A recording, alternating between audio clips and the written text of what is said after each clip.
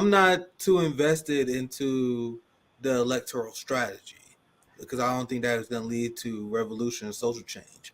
But but what just imagine if we have 5% of the population on board with our movement.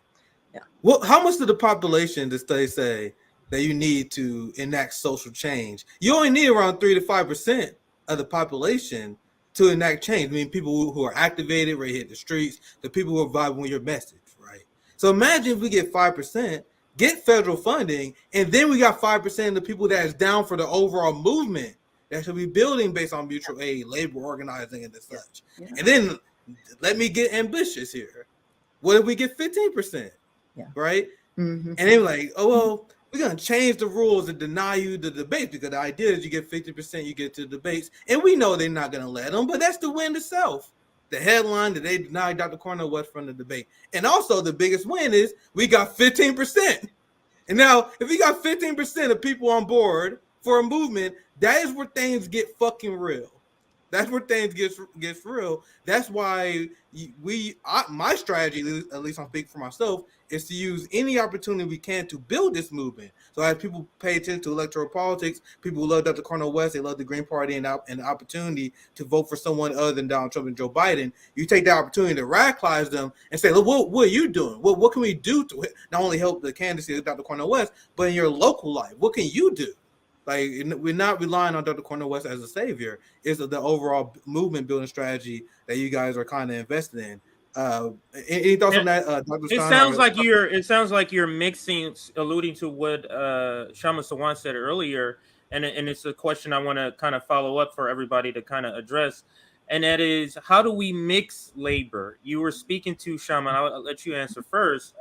And maybe you can bring up what we're talking about in the private chat here about the rent control bill. I can't remember, but how do we build sort of within the campaign, because you have done this with your campaigns, you for re-election, your campaign, but it's built against a movement that doesn't stop in November when you're elected. It continues. So how do we do something like that? And we're talking about people who they've been in the blue red game. This is a foreign concept to you. You get what I'm saying? Because you just think, it's a debate, you watch it, some popcorn, you look at some commercials, some Northrop Grumman commercials, and then you just go into the voting booth, and then that's it. And then that's it. It's magic happens. But that's not the case, Kshama. So how do we pair that labor sort of movement with the campaign? How did you do it? How did you base your campaigns on more movement building than the actual your candidacy? Yeah, I'd love to share more, and also if rent control, that's a battle that is actually happening right now. The final vote is going to happen on Tuesday, and I really want to share with your listeners because it's progressive Democrats who are refusing to vote in favor of it, not to mention the conservative Democrats. So yeah, I mean, Jill read out the litany of statistics that I don't want to repeat, but that's how bad the crisis is. People are literally losing their lives because of homelessness, which is very much linked with skyrocketing rents. And you have self-described progressive and labor Democrats who already voted no in committee, and the other, Mosqueda, the one I mentioned earlier, she's not even going to show up. She's taken a leave of absence for that day, which is, I mean, all of this is showing you that the whole idea of progressive Democrats standing up for us, I mean, that is just been so disproven. But all of this also goes back. I mean, it's sort of both the points that both Nick and CJ, both the points that you just raised are linked. I mean, Nick was talking about how, just imagine what if it was 15%. I mean, I think this is the question you raised about 15%, which I think is, there is potential for that, is very much linked with movement building and organizing, because look at how the establishment is attacking Cornel West right now. The 15% hasn't happened yet. The campaign is just getting off the ground. Jill just shared about, all the building blocks that they're putting together. And already you are seeing a major freak out from the establishment. And they are correct. I mean, it's morally repugnant, but my point is they are they are correct to be worried, because people are angry and fed up and frustrated and are looking for an alternative. And this is what the Biden campaign and the Democrats, the DNC, is worried about. And so they are going all out against him. Imagine what they will do if the support for Cornel West for president goes up to something like 15%. So this is what I'm Mm. saying. We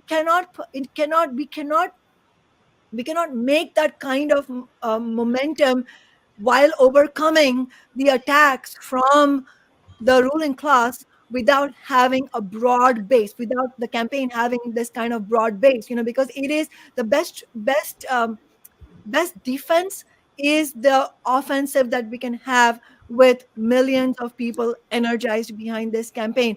And that is exactly the, I don't want to use the word formula, but that is exactly the approach, the political strategy that we have used over and over again, where the only defense we've had is not it's not relying on, it's doing the opposite of relying on personalities or personal agenda, or making it about yourself.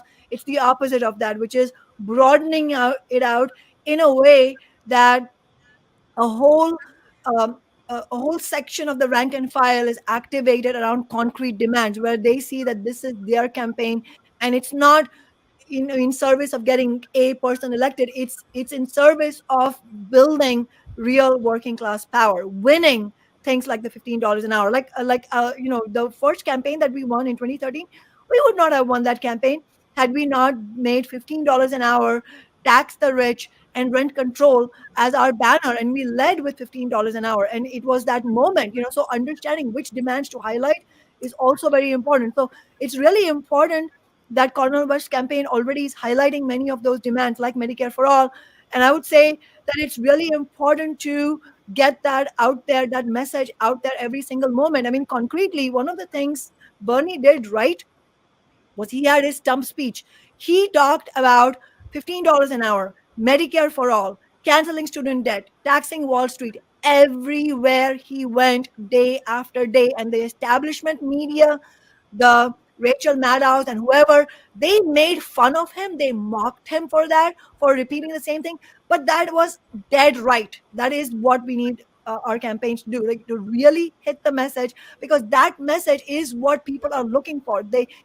Why should I, as a working person in Kentucky or West Virginia, get involved in this campaign?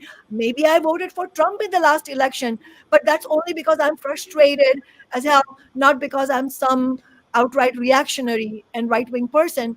Why should I be invested in this campaign? So concretely, having the program, which Cornell does have and the campaign does have, but hitting that everywhere you go, in order to really begin building a base. I think that is that is part of what we did, and without which we would not have succeeded.